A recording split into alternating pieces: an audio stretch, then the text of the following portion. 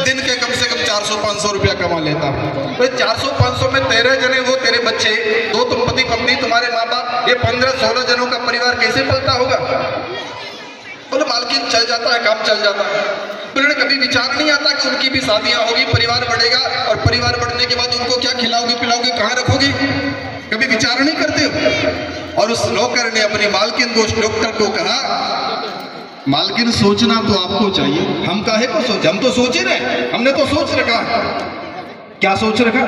बोले मेरे 13 संतानें हैं और 13 शादी करेंगे, उनके भी 13 होंगे, और आने वाले 20 साल में उनके हमारे परिवार एक, मुझे मेरा अकेले का परिवार 150 जनों का होगा, और तुम्हारे जो एक बैठा है विदेश में उसका भी एक ही होना।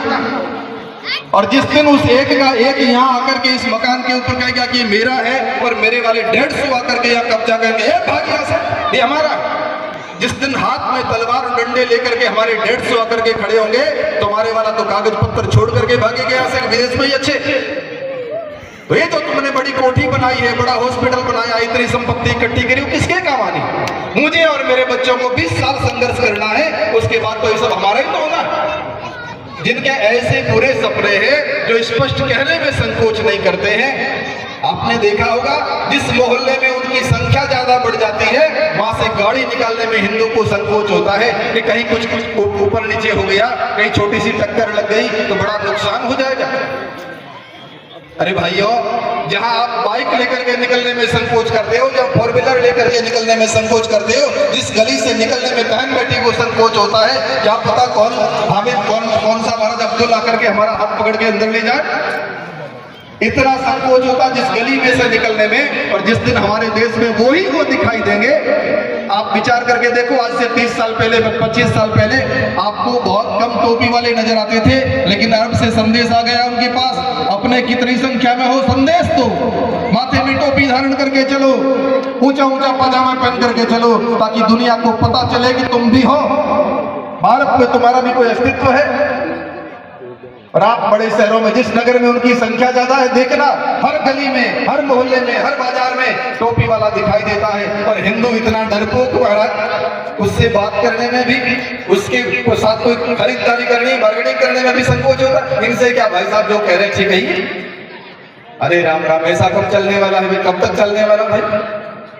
आज हमारे पास मौका है, आने वाले 30 साल बाद में आपकी आने वाली पीढ़ियां, आपके बच्चे, आपके पोते कहेंगे कि हमारे पूर्वजों ने हमारे साथ बड़ा अन्याय किया। जिस समय वो बहुसंख्यक थे, जिस समय उनको सावधान होना था, उस समय वो सावधान नहीं हुए। आज हमारे हाथ में कुछ नहीं रहा। आज हम भारत छोड़ने पर या अपने धर्म को छोड़ने पर विवश हो रहे हैं। उस समय वो गालियां देंगे, हमारा ईश्वर आपको कहेगा कि लानत है तुम देशों पर कि ऐसे लोगों को मैंने सनातन धर्म में, जो विश्व का सर्वोच्च धर्म, जो सर्व शिरोमणि धर्म, जिस धर्म पर हमारे ईश्वर भी गर्व करते हैं, सर्वधर्मान परित्यज्य माम एकम शरणम व्रज की घोषणा करते हैं, ऐसे धर्म में जन्म देकर के भी धिक्कार दिया। या हमको हिंदू बनाया है तो हिंदू बनना सीखें, विचार करें, शत्रुबोध समझ में आ जाए कि हमारा असली दुश्मन कौन है। हिंदू हिंदू का दुश्मन नहीं है, लेकिन जो मीठी छुरियां बनकर के हम लोगों के साथ व्यवहार करते हैं, व्यापार करते हैं, लेन देन करते हैं, आपके घरों में नौकरियां करते हैं। आज कौन सा फील्ड ऐसा बच गया जब वो लोग नौकरी पाने नहीं आते? नाई की दुकानें छीन ली उन्होंने, सुनारों की दुकानें छीन ली उन्होंने, ड्राइवर की तनख्वाहें छीन ली उन्होंने। अरे ऐसा कौन सा काम बच गया जो उन्होंने नहीं किया? जहां उनकी बहुसंख्यकता हो जाती है, आपने देखा होगा उनकी यूनियन एक अलग तरह की होती। किसी मुसलमान का बाल काटते हुए कोई हिंदू दिखाई नहीं देगा, लेकिन हिंदुओं की माताएं बहनें जाती है वहां महाराज उन पार्लरों में जहां पर वो लोग काम करते हैं।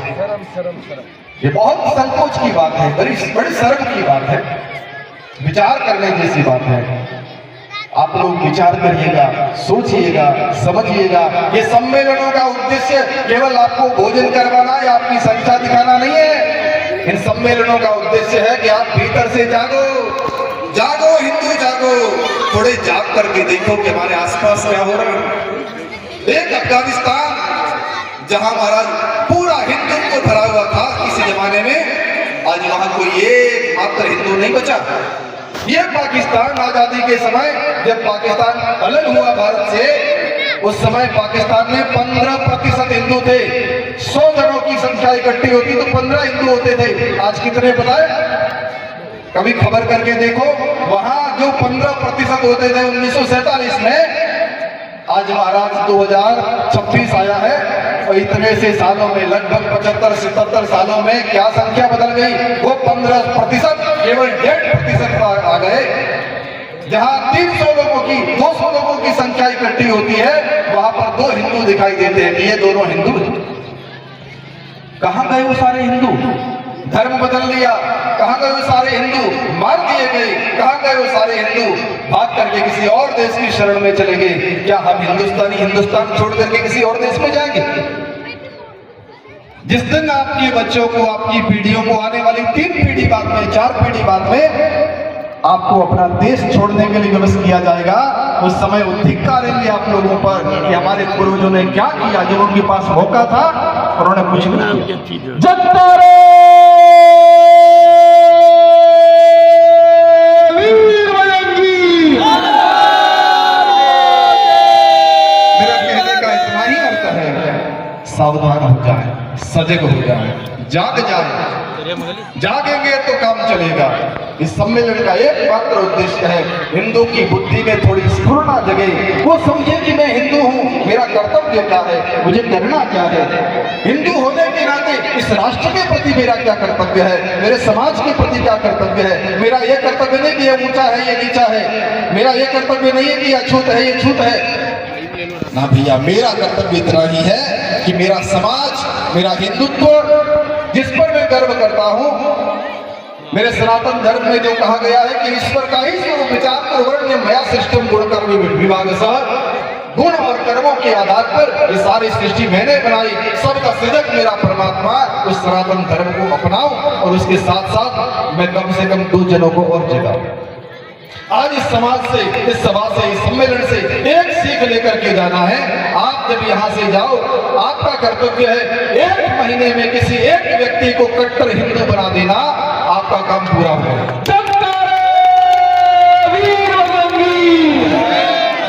ये काम रुकना नहीं चाहिए। 1 महीने में एक को बनाया, दूसरे महीने में दूसरे की ओर यात्रा करो, और 12 महीने में आपने अगर 12 जनों की टीम तैयार कर दी कट्टर हिंदुओं की, और इतने लोग तैयार करेंगे, क्या गुलाबपुरा में इतने लोग? जय जय श्री राम। गुलाबपुरा में यह हजारों की संख्या है, बाजार में जाके देखो भीड़ पड़ी है। लेकिन यहाँ जब सम्मेलन के नाम पर इकट्ठा किया गया, ये तो धन्यवाद है राष्ट्रीय स्वयंसेवक संघ का, विश्व हिंदू परिषद का, ये हमारे भारतीय सनातनी कुछ दलों का, जिन्होंने मिलकर के सबको जगाने का बीड़ा तो उठाया कम से कम, पर एक जगह नहीं। आज भारत के सैकड़ों हजारों लाखों गांवों में ये सम्मेलन होने जा रहे हैं। सब जगह ये उत्थान का कार्यक्रम चल रहा, सब जागे। लेकिन जागने का मतलब केवल समाज में सभा में आकर के बैठो तभी तक जागना नहीं है।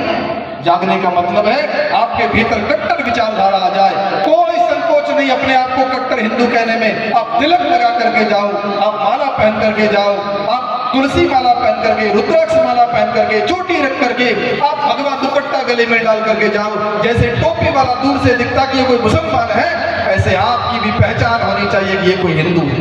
जय जय श्री राम। तो मैं आपका अधिक समय नहीं लूंगा, क्योंकि और भी बहुत सारे वक्ता पधारे हैं। आप सभी पधारे, आप सबने सुना, इसके लिए आप सबका आभार। एक निमंत्रण दे देता हूं। कल से आपके गुलाबपुरा शहर में ही श्री राम मंदिर के सामने कृषि मंडी में श्री राम कथा का आयोजन होने जा रहा है।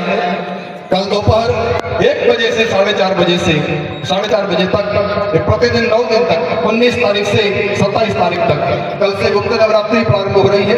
राम के आदर्शों को, राम की मर्यादा को, राम की शिक्षाओं को हम अपने जीवन में कैसे उतार करके आज हम जाहि विधि रहे, राम ताहि विधि रहिए। जैसे राम जी रहे थे वैसे हमारा जीवन धर्म रक्षा का दायित्व लेकर के चले, हम लोग भी राम का अनुकरण करें। इसके लिए राम कथा श्रवण करने के लिए सब पधारिएगा। कल गुप्त नवरात्रि प्रारंभ हो रही है, तो कल से 9 दिन के लिए रामकथा का आयोजन होने जा रहा है। सिया राम महिला मंडल का सुंदर आयोजन, जिसमें आप सभी गुलाबपुरावासी सादर आमंत्रित हैं। सब पधारिएगा, सबसे सादर जय श्री राम, जय श्री कृष्ण, आपसे जयकार। सच्चिदानंद भगवान की जय हो, राम जी महाराज की जय हो, भारत माता की जय हो, जय श्री राम, जय जय